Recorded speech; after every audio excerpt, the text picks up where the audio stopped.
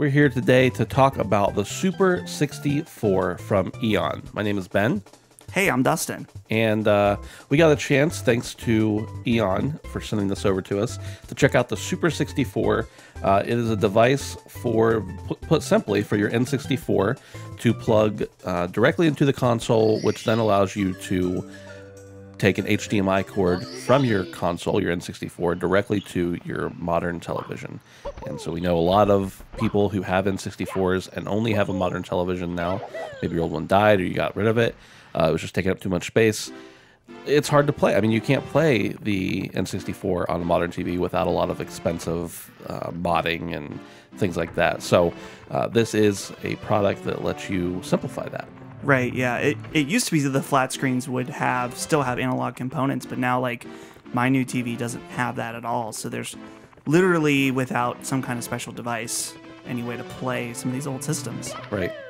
The other thing, and we'll talk about more of these things in detail, but the other thing that the Super 64 has is the option for a slick mode, which slick mode basically takes out some of the hard edges. It's a little button you push right on the little device, and it's a little button that just turns on slick mode, and it irons out a lot of those jagged edges. Not all of them. I mean, you're still playing an N64, right. Still playing on 30-year-old almost hardware, 25-year-old hardware.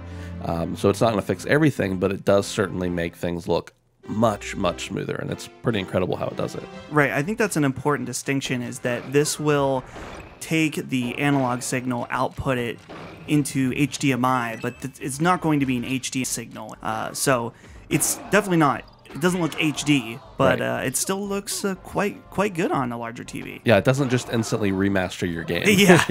Yeah. It does output a pretty high quality signal that seems, without the slick mode on, to be even better than your normal signal would be. So you're already getting a little bump from it, and then if you hit that slick mode, it just takes some of those rough edges out, gets rid of that pixelated pattern to an extent. And Dustin, I think what we established as we were testing it out, and as people can probably see here, some of the times we noticed it more than others were during like pre-rendered screens, when there's titles or icons that are there the entire time on the screen, rather than just having a moving screen. So like, for instance, on Mario Kart, when you're flying through a track, it doesn't look nearly as good as the little icons on your screen that are staying there the entire time. And I don't know if that's a matter of its processing power or how fast it can convert those things, but it was definitely noticeably different between those two factors. It definitely felt like some of the pre-rendered sprites, like for Mario Kart, since they're not actually 3D models, right. They cleaned those up quite nicely. Yeah. Especially also, if I'll put it up here on the screen, text. Huge difference in text overall when you're using this device with the slick mode on. But yeah, it definitely is a huge improvement, and it's honestly, I mean, the improvement is great, but just the ability to use that original hardware on a modern television, that is, you know, extremely valuable, since there's less and less ways to be able to do that. One little thing, and then we'll talk maybe a bit about the consumer end of it. One thing that I think is very nice about this device that's just purely practical, there's a little foot on the bottom of it, on the back side, which allows it to be level with the ground, so that there's no possibility of you accidentally, you know, putting something down that's heavy on it, or weighing it down and breaking it off inside your console. Yeah. And so that's just a nice addition. That's just kind of a comfort ability rather than a functional ability, but that's really nice.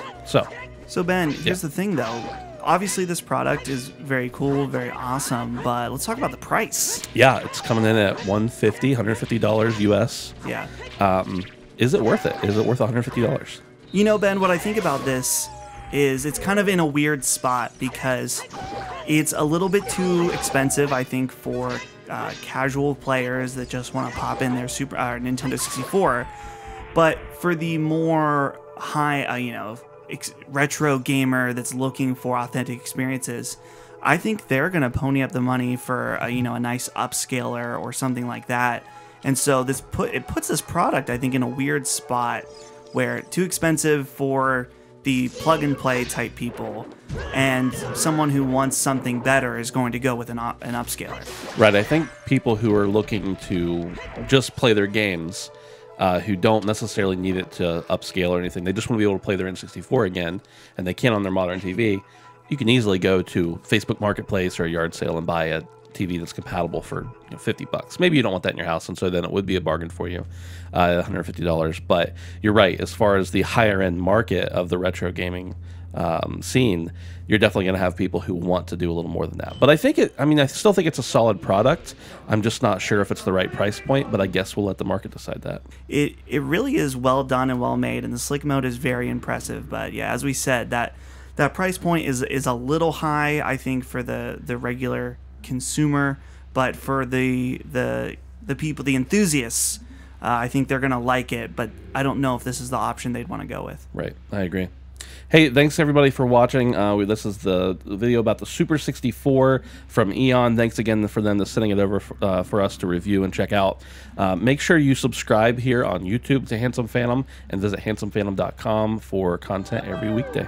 See you next time.